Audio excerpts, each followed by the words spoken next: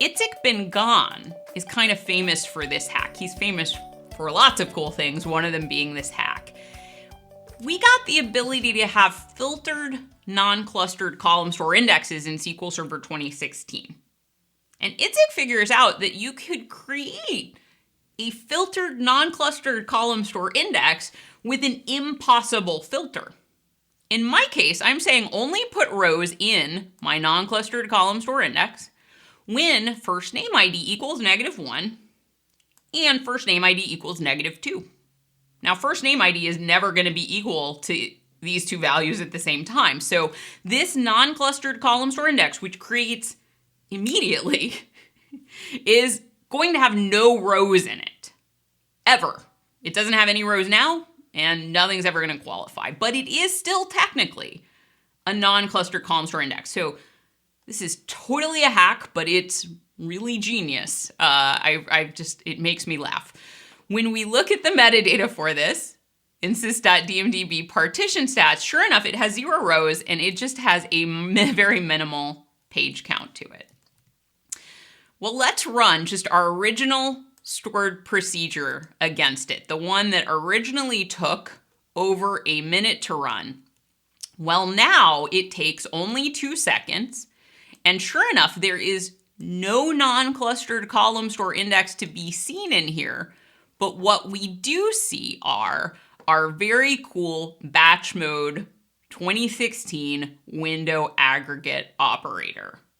So we have this filtered non-clustered column store index that's never going to have any rows on it because we put this crazy filter where nothing's ever going to qualify, and we were able to get those batch mode operators on it. So very, very clever hack from Itzik Ben Ghan. There's another hack that folks were using before 2016, and I'm actually not sure who came up with this. Itzik Ben Ghan has written about this. He had a note that he learned about this from Nico. I've also seen Paul White reference this. I don't know if Paul learned it. I don't know who came up with this. It is genius and is also a little crazy. I mean, I think it's wonderful, but these are all hacks. Like these are all technically not supported. I have never seen Microsoft endorse these, but this is to create a table that we are not really going to use, and we're not even going to put any rows in it. So I'm creating a table named hack, and I'm putting a non-clustered column store index on hack. I could put a clustered column store index. I chose to put a non-clustered column store index. Choose the flavor you like best. We are going to create a variation of our procedure named popular names with a bogus join. And popular names with a bogus join is just like our original procedure, but it has a bogus join in it. We are doing a left join to dbo.hack where 1 equals 0. Now, when SQL Server actually optimizes our procedure, it is going to LOL at this and be like, seriously, I can just throw that out. I don't need to consider your bogus join at all, but I will go ahead and optimize the rest of your query because I'm very tolerant of your stupid bogus joins. So we are not going to use hack at all, but hack has a non-clustered column store index on it. So I'm going to go ahead and execute popular names with a bogus join with our usual threshold. This took more than a minute on the first run. When I look at my statistics.io, note that there's no mention of my hack table, right? We have a tempdb work table. We've got first name by year state. And we've got no... SQL Server looked at hack and it was just like, I don't need you. It didn't fall for that. But it did say, oh, there was a table referenced in this query that has I smell a column store index in the neighborhood, so I can use our awesome batch mode window aggregate operator. You might wonder, as I did, could I do this hack with a temp table? Well, sure, let's create a temp table named hack with a non-clustered column store index on it. And now I'm creating popular names with a bogus join to a temp table on it. And it is much like the previous query, but I am doing a left join to temp table hack on 1 equals 0. So this will be optimized out as well. And sure enough, when I run popular names with a bogus join to a temp table on it, I get it, no column store index in here, no mention of my temp table. I do still get a work table just for my, temp table work of my window aggregate operators, still having to use some tempdb space, but I get my batch mode window aggregate operator too. So should you use these hacks, and what hacks should you use? Well, creating the bogus table named hack, whether it is a temp table or whether it is an actual table, that required changing the code in my procedure to actually, even though I'm doing a bogus join, I had to actually put it in the T-SQL.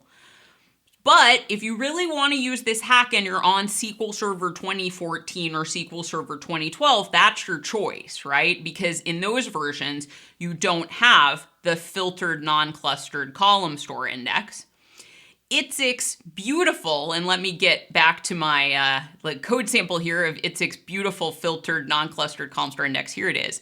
If you're on SQL Server 2016 and higher, putting this on any table, even a tiny little table that you're joining to, would allow SQL Server to choose batch mode.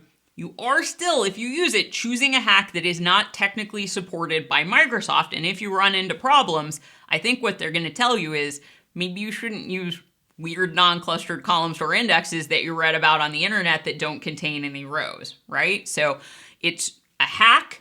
If you use it, you bear the risks for that hack, but filtered column store indexes are, a documented cool feature. So it is something that you absolutely can do if you're ready to bear the risk. Looking to the future, will we have to think about whether or not we want to do hacks to get batch mode on queries with row store indexes? Well, quite possibly not forever. Here is a bug on Microsoft Connect that Nico filed saying, hey, it would be great, or a suggestion rather. This is not a bug. You can file suggestions as well. And this was filed as a suggestion. Didn't want to imply that this was rude, but a suggestion of, hey, we would love to have batch mode support for row store. Now, promisingly, there is a response from Microsoft on this that says, hey, I'm working on this right now. It's not going to be in the next version. And at the time this was written, that makes me think that the next version was SQL Server 2017. But it does say, hey, I'd like to talk to you, Nico, about use cases. It's a little complex, but hey, the good news is this is someone who was actually working on this, which is very, very cool news and very promising. And who knows if we are going to see this. I don't have any inside information on this, but I'm really hopeful based on this comment, and this makes me think that, okay, one, we may not have to do these wackadoodle hacks or consider doing them, but also, hey, it is absolutely worth our time to really get used to these execution plan operators and understanding the difference between batch mode and row mode operators in our plans, because I sure hope we'll be having more and more access to batch mode operators soon.